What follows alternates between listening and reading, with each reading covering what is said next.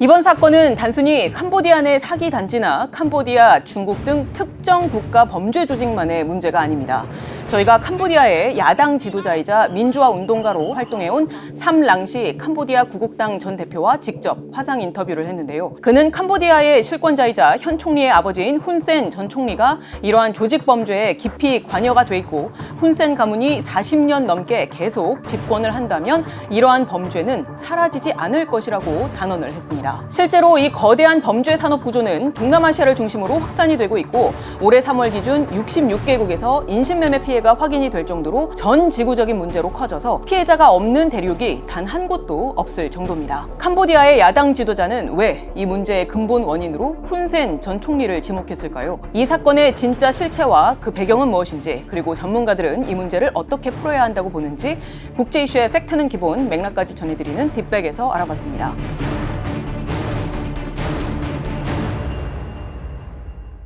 저희가 인터뷰한 삼랑시 전 대표는요, 캄보디아 구국당 대표로 활동을 하면서 훈센 정권의 부패와 또 권력 세습을 집요하게 비판을 해왔고요.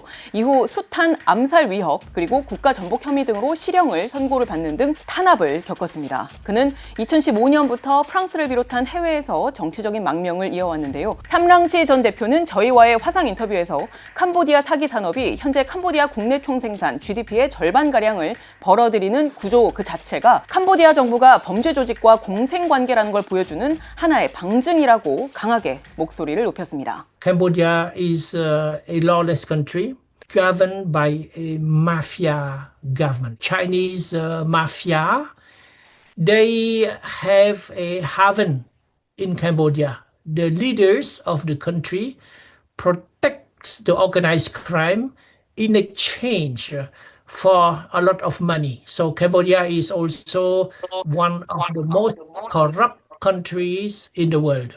캄보디아에서 많은 한국인들이 조직 범죄의 피해를 입은 데 대해서도 이렇게 이야기했습니다. I think many Korean citizens are also a victim of the organized crime in Cambodia and indirectly victim of the Hun Sen regime. You should not let your fellow compatriots, your citizen from Korea, but from all over the world, continue to be the prisoners, to be the slaves of the organized crime in Cambodia.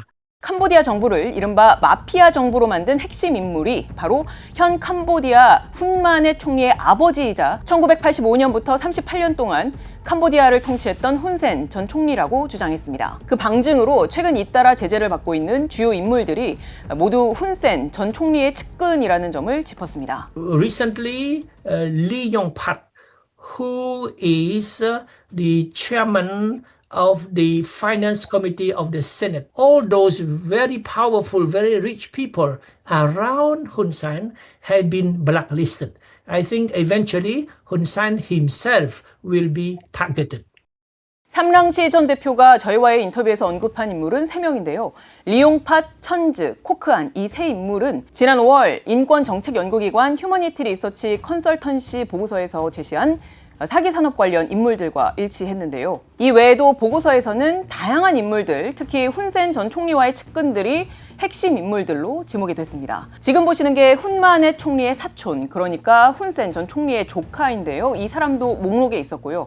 또 훈센 전 총리의 딸인 훈마나의 남편도 있었습니다. 그리고 이 보고서에는 전 주한 캄보디아 대사였던 인물도 적혀 있었습니다. 여러 보고서에서는 실제로 훈센 전 총리를 비롯한 훈센 가문이 이 산업에 매우 밀접한 관련이 있다는 지적을 내놓고 있습니다. 미국 싱크탱크 미국평화연구소의 지난해 5월 보고서에서는요, 캄보디아에서 이러한 범죄 시설의 소유권은 훈센 전 총리와 또 그의 아들 훈마네 총리를 비롯해서 정치인 또 정부 관계자와 긴밀한 관계를 맺은 재계 엘리트에 집중되는 경우가 많다라고 분석했습니다. 또 지난 2023년부터 지난해까지 2년간 캄보디아 정부는요, 인질매매 피해자들을 구출하는 데 도움을 준 구조 활동가를 상을 주기는커녕 투옥을 하고요, 언론사를 폐쇄하고 시민사회단체를 위협하는 등 산압적인 조치로 일관해왔다고도 지적했습니다. 또 국제 엠네스티의 지난 6월 보고서에 따르면요, 보고서 발간 시점에 캄보디아 정부는 인신매매에 대한 조사, 대응만 지속을 하고 있었거나 주로 사후 처리 방식으로 대응하고 있었던 걸로 확인이 되었습니다. 그리고 사후 처리를 하는 과정에서조차요, 보시면 제3자의 특정 신고를 받았거나 또는 개입을 해달라 이러한 요청을 받았을 때 그 대응에 있어서 캄보디아 정부가 조사를 철저히 한다거나 혹은 독립적으로 제대로 진행을 하거나 이러지 않았다고, 그리고 절반 이상의 사례에서 이 해당 사기 시설들에서의 인권 침해를 결국 끝내지 못했다라고 국제 엠네스티가 지적했습니다. 사실 이 사안은요, 캄보디아 범죄 조직만의 문제는 아니고 다른 국가 범죄 조직들과의 더 깊은 연결고리가 있다는 게 삼랑시 전 대표의 이야기입니다. 삼랑시 전 대표는 저희와의 인터뷰에서 훈센 전 총리가 중국의 범죄 네트워크를 사실상 받아들임으로써 카지노와 인신매매 그리고 온라인 사기 등을 아우르는 사실상 국가 차원의 범죄 경제 시스템을 구축했다는 취지로 이야기를 했습니다. 그러면서 바로 이 중국 범죄 조직과의 연계 가능성도 거론을 했습니다. Hun Sen, it is still Hun Sen who is ruling the country.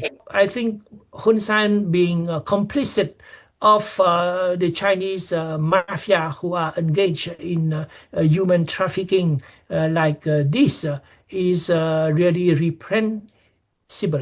reprehensible. 실제 저희가 자료를 찾아보니까요, 중국 범죄 조직과 또 중국 공산당 고위층과의 연관성에 대한 여러 연구 자료들도 있었습니다. 하버드대 아시아센터의 한 방문 연구원은요, 일부 범죄 조직과 중국 공산당 고위층 사이에는 분명한 연관성이 존재하며 이러한 부패한 관계는 해당 범죄자들에게 중국 정부의 행위로부터 피난처를 제공할 가능성이 있다, 이렇게 지적을 했습니다. 미국 평화연구소의 연구원들도요, 이런 범죄 조직과 또 중국 정부의 관계는 인센티브와 상호 기회가 뒤섞인 복잡한 관계다. 그리고 중국 사법당국이 사기 네트워크의 배후에 있는 일부 중국계 범죄자들에게만 집중을 하고 다른 범죄자들에게는 소홀히 하고 있다. 그리고 중국 경찰은 조직 범죄단을 단속을 하고 있지만 이 조직들은 중국 공산당원들과 긴밀한 관계를 유지를 하고 있고 기업, 당, 기관, 그리고 준정부기관 등 다양한 국가기관과도 협력 관계를 유지하고 있다. 이렇게 지적을 했습니다. 중국 당국은 지난 2023년부터 체포를 해온 미얀마의 중국 범죄 조직원이 5만 7천여 명이라면서 조사 장면까지 대대적으로 공개를 했는데요. 중국인 범죄 조직이 집중 포화를 받고 있는 상황이니까 부랴부랴 어떤 당국의 조치를 부각을 한 것으로 보입니다. 삼랑시 전 대표는 또 이런 이야기도 했습니다. 훈센 전 총리가 마치 북한처럼 권력 세습을 이어가기 위해서 물불을 가리지 않고 있는데 훈센 가문이 범죄 조직과의 결탁 외에도 최근 해외 곳곳에 있는 반정부 인사들을 계속 암살하고 있다라고 주장했습니다. Lim Kim-ya, who was my colleague, he was a member of parliament with me.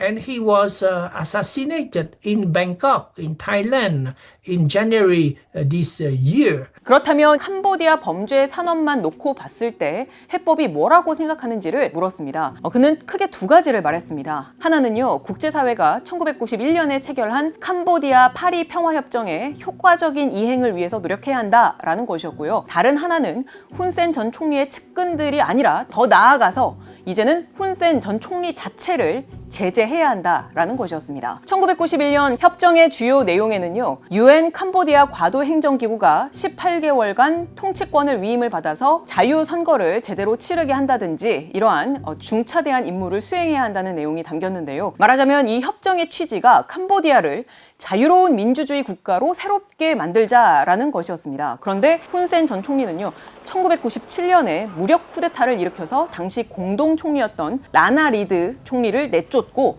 또 다른 그 외 정적들도 함께 숙청을 함으로써 사실상 단일 독재 체제를 구축을 했습니다. 협정 이후에도 정치적 갈등 그리고 폭력 사태가 이어졌고요. 그 결과는 지금 여러분이 보시는 그대로입니다. I think the international community should push for the effective implementation of the Paris Peace Agreement on Cambodia, signed in 1991. If you implement that treaty, Cambodia would follow a democratic system. 그래서 삼랑시 전 대표가 이 협정을 효과적으로 이행해야 한다라고 주장을 한 것은요. 캄보디아가 이 91년도에 약속을 했던 완전한 어떤 민주주의의 실현, 인권 보장, 자유 선거 이런 것들이 현재 훈센 가문 체제 하에서는 전혀 이행이 되지 않고 있기 때문에 국제사회가 이 협정의 규정을 반드시 이행을 해내야 한다라는 뜻입니다. 삼랑시 전 대표는요, 또 거듭 훈센 전 총리를 직접 제재해야 한다라고 강조했습니다. The police,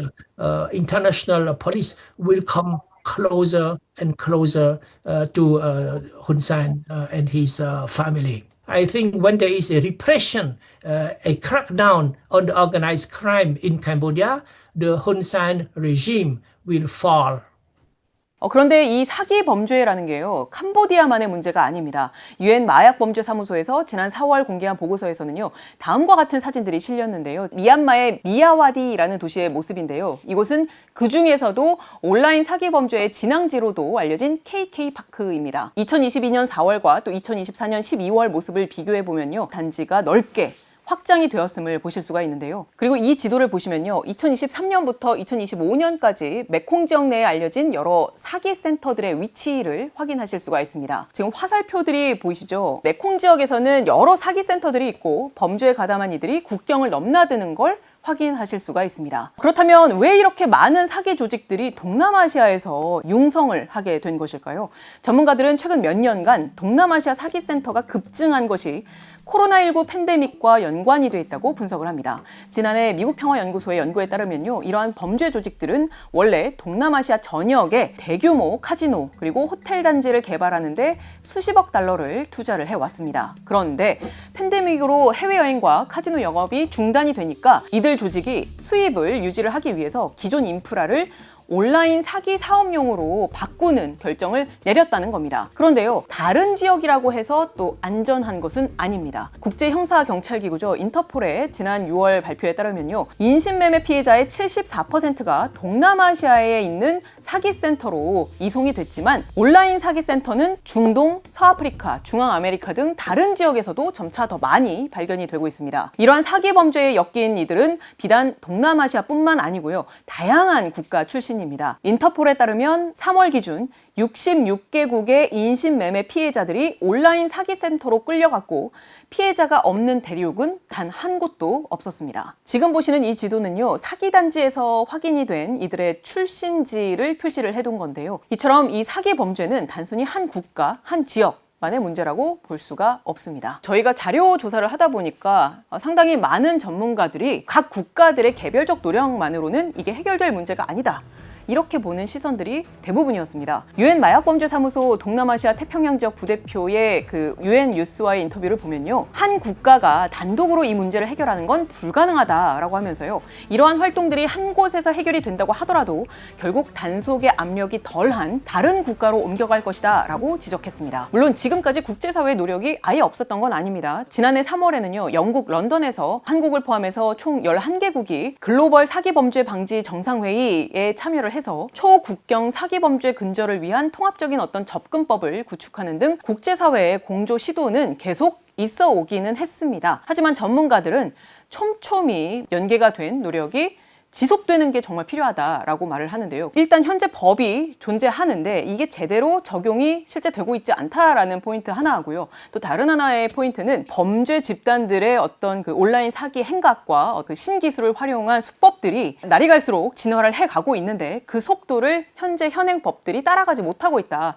이렇게 크게 두 가지 포인트로도 보실 수가 있는데요. 페낭연구소의 한 박사는요, 많은 국가들이 새로운 디지털 사기 수법을 완전히 해결을 하지 못하는 구식 사이버 범죄법에 의존하고 있다, 이렇게 현 상황을 지적을 했습니다. 그리고 자금 세탁 방지 규정이 있기는 하지만 이것이 집행이 잘 안 되고 있다, 이렇게 지적을 하면서 관할권 문제도 잘 해결을 해야 한다라는 취지로 주장을 했습니다. 스팀슨 센터는 지난 8월 보고서에서요, 이런 문제를 지적을 했습니다. 개념 하나만 놓고 봐도요, 인터넷 사기, 온라인 사기, 사이버 스캠 등 이렇게 혼란스럽고 일관성이 없는 용어들이 사용이 되고 있고, 더 나아가서 보자면 온라인 사기 문제를 다루는 법적 체계들은 존재를 하긴 하지만 법적 잣대를 될 때 이게 불균등하다, 이런 문제가 있기 때문에 실제로 그 사기 범죄자들을 추적하고 제재를 하는 데에 어려움이 따른다라고 지적을 했습니다. 그러면서 이 보고서는요, 이 문제 해결법에 대해서 은행, 소셜미디어 플랫폼, 그리고 통신사업자 등 관련 민간 부분과의 협력이